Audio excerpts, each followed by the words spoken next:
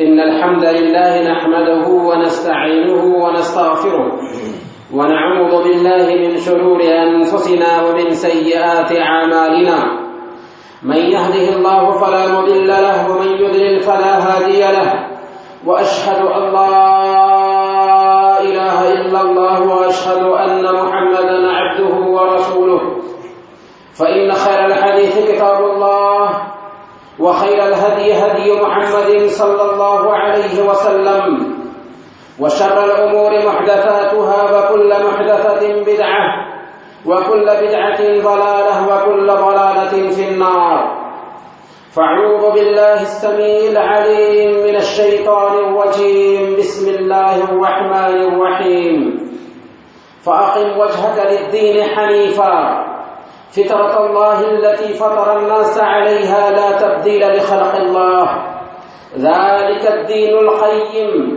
ولكن أكثر الناس لا يعلمون منيبين إليه واتقوه وأقيموا الصلاة ولا تكونوا من المشركين من الذين فرقوا دينهم وكانوا شيعا كل حزب بما لديهم فرحون رب اشرح لي صدري ويسر لي أمري واحلل عقدة من لساني يفقهوا قولي سبحانك لا علم لنا إلا ما علمتنا إنك أنت العليم الحكيم. بزرگوں اور دینی و ملی بھائیوں، آج امت مسلمہ کی جو نازک صورتحال ہے وہ ہم سب سے چھپی ہوئی نہیں ہے. جن مسائل سے یہ امت دوچار ہے ان مسائل کے بہت سارے اسباب ہو سکتے ہیں. ان میں سب سے اہم سبب اگر ہم دیکھنا چاہیں تو وہ یہ ہے کہ یہ امت ایک ہونے کے لیے تیار نہیں ہے، متحد ہونے کے لیے تیار نہیں ہے، الگ الگ فرقوں میں بٹی ہوئی ہے، الگ الگ جماعتوں میں بٹی ہوئی ہے. حالانکہ اس کے پاس وہ تعلیم ہے کہ اگر اس تعلیم کو اپنا لے تو سب کے سب ایک ہو جائے. چنانچہ ہم دیکھتے ہیں کہ عرب جیسی اجڑ اور گنوار کوئی قوم دنیا میں پیدا نہیں ہوئی اور ان کے اندر اختلاف اس قدر طول پکڑ چکا تھا کہ معمولی بات پر جنگیں چھڑتی تھیں اور 40 سال تک جنگیں جاری رہتی تھیں. لیکن اس کے باوجود یہی وہ تعلیم ہے جب ان کو ملتی ہے تو دنیا کی بے مثال متحد قوم بن جاتی ہے. ان کے ہاں ہر طرح کے طبقاتی کشمکش پائے جاتے تھے، رنگ اور نسل کا بھید بھاؤ پایا جاتا تھا، لیکن جب انہوں نے اسلام کی تعلیمات کو اپنایا تو پورے طور پر ایک ہو گئے. اس لیے آج بھی ہمارے لیے اگر نجات کا راستہ ہو سکتا ہے، ہمارے مسائل کا اگر حل ہو سکتا ہے تو وہ یہ ہے کہ ہم متحد ہو جائیں. بہت سارے لوگوں کے ذہن میں یہ سوالات پیدا ہوتے ہیں کہ ساری جماعتیں، سارے لوگ یہی دعویٰ کرتے ہیں کہ ہم قرآن اور حدیث کو مانتے ہیں لیکن پھر بھی یہ اتحاد کیوں نہیں ہے؟ اللہ رب العالمین نے اس کا بھی علاج بتا دیا. اللہ کے نبی صلی اللہ علیہ وسلم نے اپنی 23 سالہ زندگی میں اسے بھی پورے طور پر حل کر کے ہمارے سامنے میں چھوڑ دیا. آج اگر اللہ کے نبی صلی اللہ علیہ وسلم کے اسوہ کے مطابق امت کو متحد کرنے کی کوشش کرے، آج اگر ہم اللہ کے نبی صلی اللہ علیہ وسلم کی تعلیمات کے مطابق امت کو جمع کرنے کی کوشش کرے تو انشاءاللہ وہ تعلیم آج بھی اثر دکھائے گی. ہم نے سورہ الروم کی آیت نمبر 30 سے آیت نمبر 31 تک کی تلاوت کی ہے خطبہ مسنونہ کے بعد. اس کے اندر بنیادی 6 پوائنٹس ہوں گے جن کو اگر ایک آدمی، ایک جماعت اپناتی ہے تو عجیب طریقے سے ان کے بیچ میں اتحاد پیدا ہوگا۔ اللہ رب العالمین نے بیان فرمایا اتحاد کے اسباب میں سے پہلا سبب فَأَقِمْ وَجْهَكَ لِلدِّينِ حَنِيفًا، اپنے چہرے کو یکسو ہو کر اللہ رب العالمین کے اتارے ہوئے دین کے سامنے جھکا دو، اپنے آپ کو اللہ رب العالمین کے اتارے ہوئے دین کے تابع کر۔ اگر ایک بندہ پورے طور پر اسلام نے جو تعلیمات دی ہیں، اسلام کی لائی ہوئی جو تعلیمات ہیں، ان کو پورے طور پر اپنی زندگی میں اتار لیتا ہے، تو کیا وجہ کہ ہمارے اندر اتفاق پیدا نہ ہو؟ اللہ نے کہا یا ایھا الذین آمنوا ادخلوا فی السلم کافہ، اے ایمان والو دین میں، اسلام میں پورے طور پر داخل ہو جاؤ۔ اگر کچھ چیزوں کو ہم مانیں گے اور کچھ چیزوں کو نہیں مانیں گے تو اتفاق مشکل ہے۔ اتفاق کے لیے پہلا طریقہ یہ ہوا کہ دین کی جو تعلیمات ہیں ان تعلیمات کو پورے طریقے سے ہم اپنی زندگی میں اتاریں، لاگو کریں، اور یہ کام فرد سے شروع ہوگا، یہ نہیں کہ جماعتیں کریں گی، فرد سے شروع ہوگا، ہم سے شروع ہوگا۔ اگر ہم اسلام کی تعلیمات کو پہلے نمبر پر پورے طور پر اتارتے ہیں تو ایک ایک کر کے اتفاق شروع ہوتا جائے گا، اتحاد آتا جائے گا۔ تو پہلا کام یہی ہوا کہ اتفاق اگر اپنی صفوں میں پیدا کرنا ہے، اتحاد لانا ہے، تو دین کی تعلیمات کو پورے طور پر اپنے اندر اتار لیں۔ اور پھر اللہ رب العالمین نے اس دین کی خوبی بھی بیان کی، اسی آیت میں کہا فطرۃ اللہ التی فطر الناس علیہا، یہ دین جس کو اپنانے کی تجھے تاکید کی جا رہی ہے، یہ کون سا دین ہے؟ یہ فطری دین ہے۔ ویسے ہی ہے جیسے ہوا جس میں تم سانس لیتے ہو، پانی جس کو تم پیتے ہو، زمین جس پہ تم چلتے ہو۔ زمین پہ چلنے سے کوئی انکار نہیں کر سکتا، ہوا میں سانس لینے سے کوئی انکار نہیں کر سکتا، پانی سے پیاس بجھانے سے کوئی انکار نہیں کر سکتا۔ اسی طرح سے یہ دین فطری دین ہے، فطرت سے لگتا ہوا دین ہے۔ اللہ رب العالمین نے اس دھرتی پر تمہیں بسایا ہے تو تمہیں چلنے کا طریقہ دیا ہے، لہذا اس دین کو اپناؤ گے تو یہ فطرت سے لگتا ہوا دین ہوگا۔ اللہ کے نبی صلی اللہ علیہ وسلم نے اس کی وضاحت فرمائی کل مولود یولد علی الفطرہ فابواہ یہودانہ او ینصرانہ او یمجسانہ، ہر بندہ دین اسلام پر پیدا ہوتا ہے، چاہے کسی بھی سماج میں پیدا ہو وہ بچہ، چاہے کسی بھی دھرم میں وہ بچہ پیدا ہو، لیکن اس کی پیدائش اسلام پر ہوتی ہے۔ ہاں یہ الگ بات ہے کہ اس کے ماں باپ اس کو یہودی بنا دیتے ہیں یا عیسائی بنا دیتے ہیں یا مجوسی بنا دیتے ہیں۔ پتہ یہ چلا کہ اللہ رب العالمین ہمیں جس دین کی طرف بلا رہا ہے وہ دین فطری دین ہے، انسان کی طبیعت سے لگتا ہوا دین ہے، اور اسی دین پر سارے کے سارے انسان پیدا بھی ہوتے ہیں۔ فطرۃ اللہ التی فطر الناس علیہا لا تبدیل لخلق اللہ۔ دوسری صفت اس دین کی یہ بتائی گئی کہ یہ دین وہ دین ہے جس کے اندر تبدیلی کی زمانے کے گزرنے کے ساتھ ساتھ ضرورت نہیں ہے، یعنی یہ دین وہ دین ہے جس کے اندر تبدیلی نہیں آ سکتی۔ اللہ رب العالمین نے اس دین کو اپ ٹو ڈیٹ اور ماڈرن بنا کر کے اتارا ہے، ہر زمانے میں، ہر جگہ کے لیے اور ہر قوم کے لیے بالکل ہی مناسب اس کی تعلیمات ہوں گی۔ اس کے اندر چینجنگ کی ضرورت محسوس نہیں کی جا سکتی، چاہے انسانیت جتنی بھی ترقی کر جائے، چاہے زمانہ کتنا بھی بدل جائے، لیکن اللہ رب العالمین کی دی ہوئی جو تعلیمات ہیں اس کے اندر تبدیلی نہیں آ سکتی، بلکہ اس کے اندر تبدیلی کی ضرورت محسوس ہو ہی نہیں سکتی۔ کیوں؟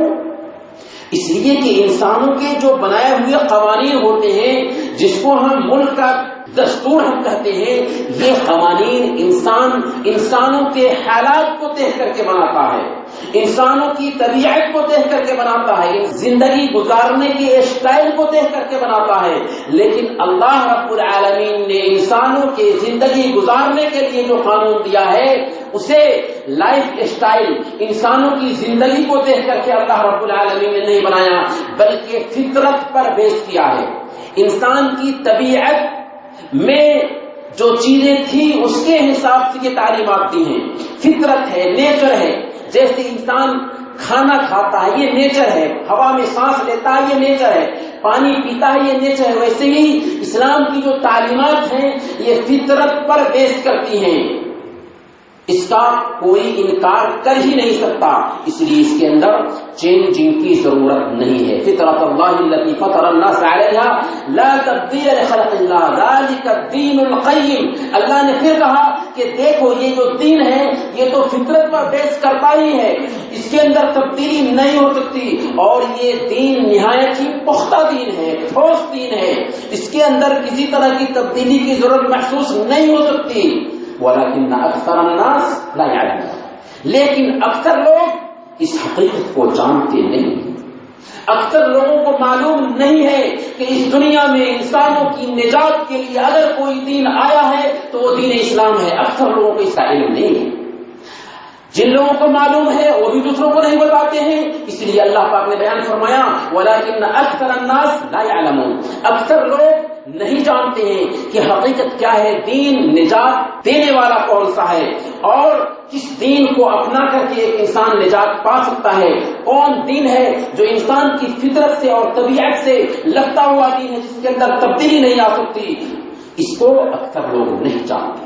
گویا کہ پہلا طریقہ اتفاق اور اتحاد کے لیے یہ ہوا کہ پورے طور پر اس دین کو اپنا لیا جائے۔ دوسرے نمبر پر اللہ رب العالمین نے اس آیت کریمہ کے اندر یہ نقطہ بیان کیا وَلَكِنَّ أَكْثَرَ النَّاسِ لَا يَعْلَمُونَ، کہ اکثر لوگ نہیں جانتے ہیں۔ گویا کہ ہماری یہ ذمہ داری بنتی ہے کہ ہم اس دین کو جانیں، اس دین کے پیغام کو جانیں، اس دین کے فلسفہ کو جانیں، اس دین کی تعلیم کو جانیں، اور اس دین کو جاننے کے لیے بیس بنانا ہوگا قرآن اور حدیث کو، کیونکہ یہی دو چیزیں ہیں جس کو ہم اپنائیں گے تو ہمیں نجات مل سکتی ہے، اور یہی وہ دو چیزیں ہیں جس کو چھوڑ کر کے اللہ کے نبی صلی اللہ علیہ وسلم یہاں سے گئے ہیں، اور آپ نے کہا ہے ترکتکم علی المحجۃ البیضاء، ہم نے تم کو بالکل ہی روشن شاہراہ پر چھوڑا ہے جس کی رات بھی دن کے جیسے ہے، جو اس سے اعراض کرے گا وہ گمراہ ہو جائے گا۔ اور آپ نے فرمایا ہم نے تمہارے بیچ دو چیزیں چھوڑ دی ہیں، جو کوئی بھی ان سے اعراض کرے گا وہ گمراہ ہو جائے گا، اللہ کی کتاب اور میری سنت۔ گویا کہ علم اگر کہہ سکتے ہیں تو وہ قرآن اور حدیث کا علم ہے، قرآن اور حدیث کے علم کے علاوہ دوسرا جو بھی علم ہے حقیقی معنوں میں وہ اللہ کا دیا ہوا علم نہیں ہو سکتا، ورنہ اسلام کسی بھی علم کی مخالفت نہیں کرتا۔ حقیقی علم اگر ہو سکتا ہے تو وہ علم قرآن اور حدیث کا علم ہے۔ اسی وجہ سے اگر اتحاد کی بات ہوگی، امت کی صفوں میں جو انتشار پیدا ہو چکا ہے اس کو ختم کرنے کی بات ہوگی، تو یاد رکھیں کہ قرآن اور حدیث کے علم کے علاوہ کسی اور علم کی ضرورت نہیں ہے۔ پھر اسی طرح سے آج اگر یہ دعویٰ کرے کوئی کہ ہم بھی قرآن اور حدیث کو مانتے ہیں تو اس کا علاج بھی اللہ رب العالمین نے قرآن کریم میں بیان فرما دیا۔ سورہ البقرہ میں اللہ پاک نے بیان فرمایا فَإِنْ آمَنُوا بِمِثْلِ مَا آمَنْتُمْ بِهِ فَقَدِ اهْتَدَوْا، کہ اگر یہ ایمان لاتے ہیں ویسے ہی جیسے اے صحابہ تم ایمان لائے ہو تو یہ ہدایت یاب رہیں گے۔ وَإِنْ تَوَلَّوْا فَإِنَّمَا هُمْ فِي شِقَاقٍ، اگر یہ اعراض کرتے ہیں، اگر اس انداز میں ایمان نہیں لاتے جیسے تم ایمان لائے ہو تو یہ اختلاف میں پڑے رہیں گے۔ گویا کہ معیار یہ بتایا گیا کہ قرآن اور حدیث کو ماننے کا دعویٰ کرنا یہ کافی نہیں ہے، بلکہ قرآن اور حدیث کو ویسے ہی سمجھنا ہے جیسے صحابہ نے سمجھا تھا، جیسے اللہ کے نبی صلی اللہ علیہ وسلم نے صحابہ کرام کو سمجھایا تھا۔ اور ہمارے دین کی عظمت کہیے کہ یہ دین پورے کے پورے طور پر محفوظ ہے.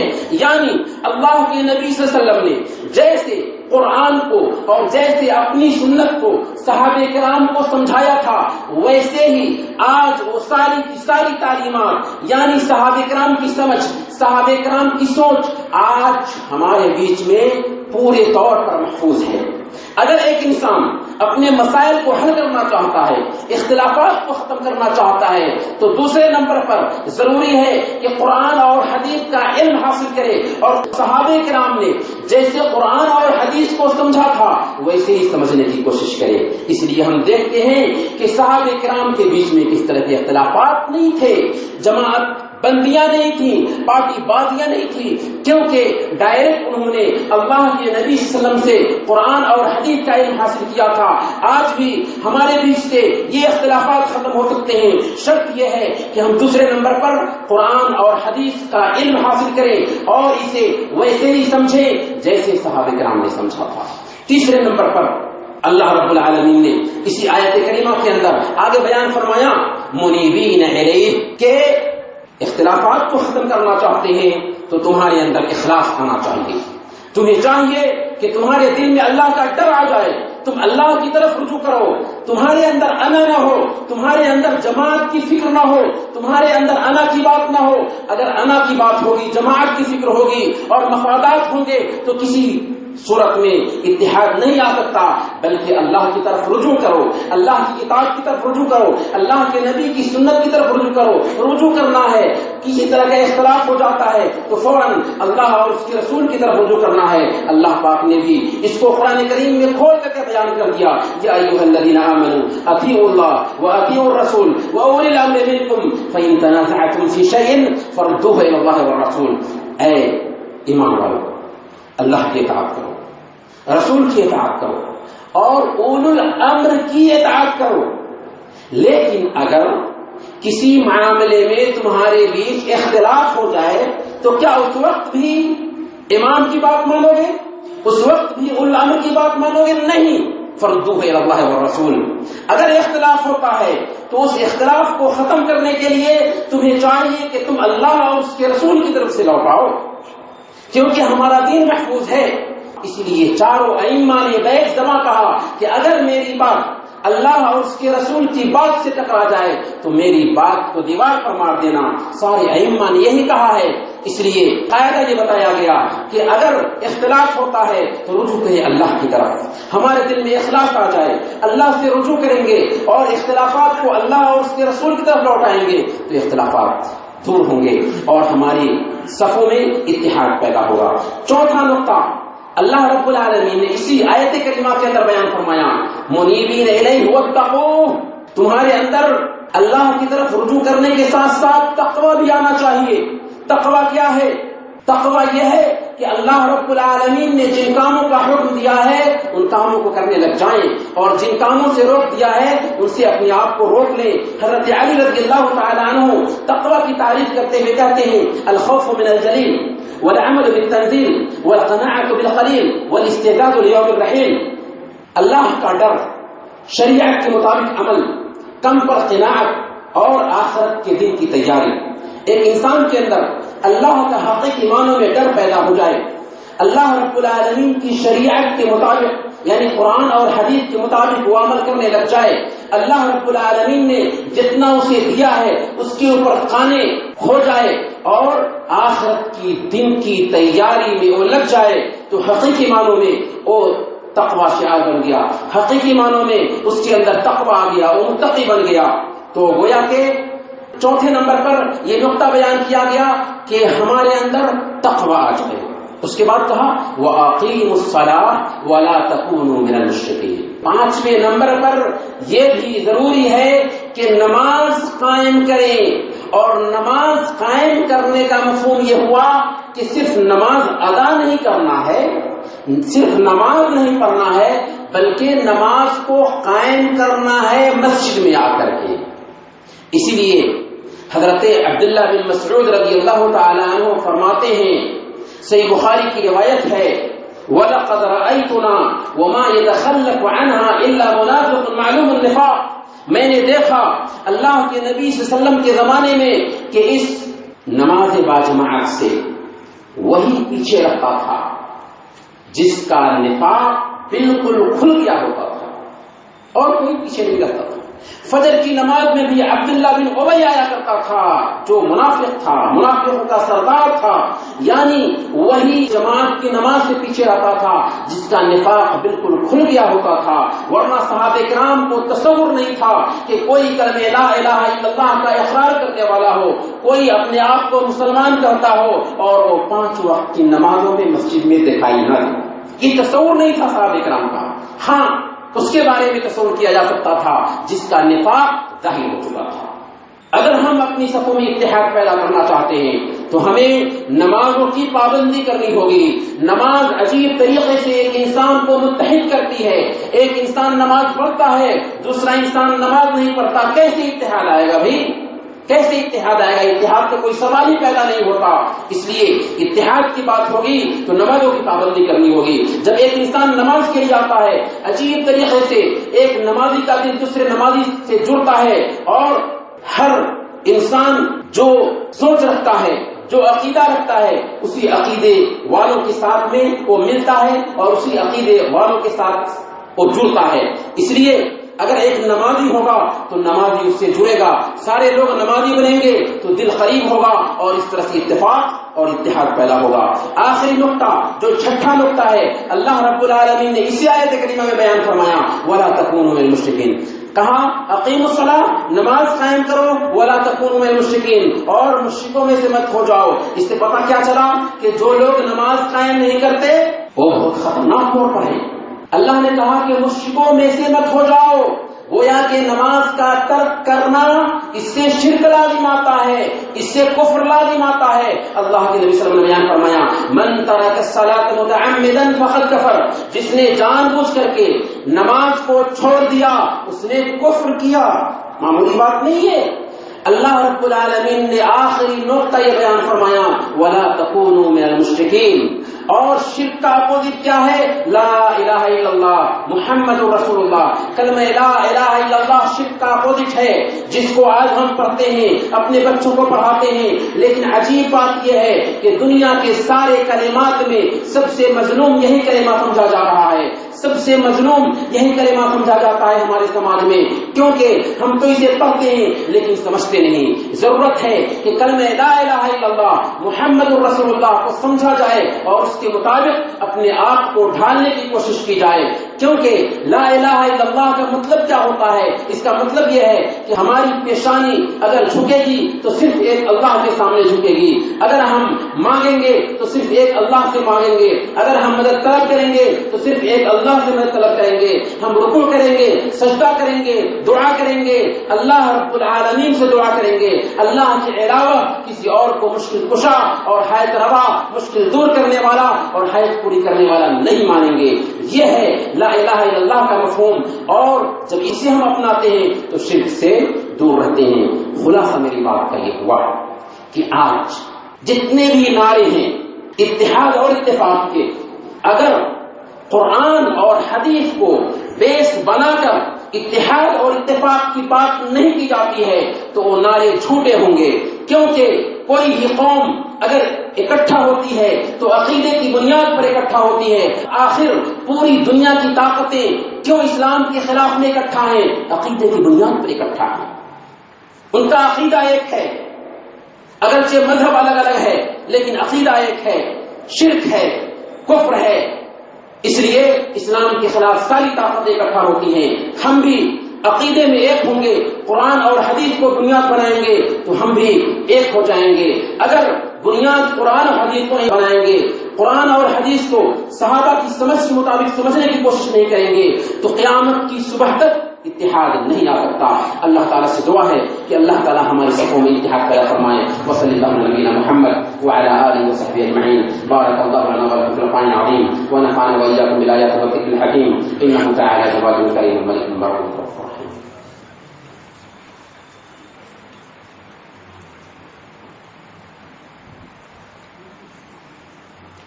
إن الحمد لله نحمده ونستعينه ونستغفره ونعوذ بالله من شرور أنفسنا ومن سيئات أعمالنا من يهده الله فلا مضل له ومن يضلل فلا هادي له، وأشهد أن لا إله إلا الله وأشهد أن محمدا عبده ورسوله. فإن خير الحديث كتاب الله، وخير الهدي هدي محمد صلى الله عليه وسلم، وشر الأمور محدثاتها، وكل محدثة بدعة، وكل بدعة ضلالة، وكل ضلالة في النار. فأعوذ بالله السميع العليم من الشيطان الرجيم. بسم الله الرحمن الرحيم.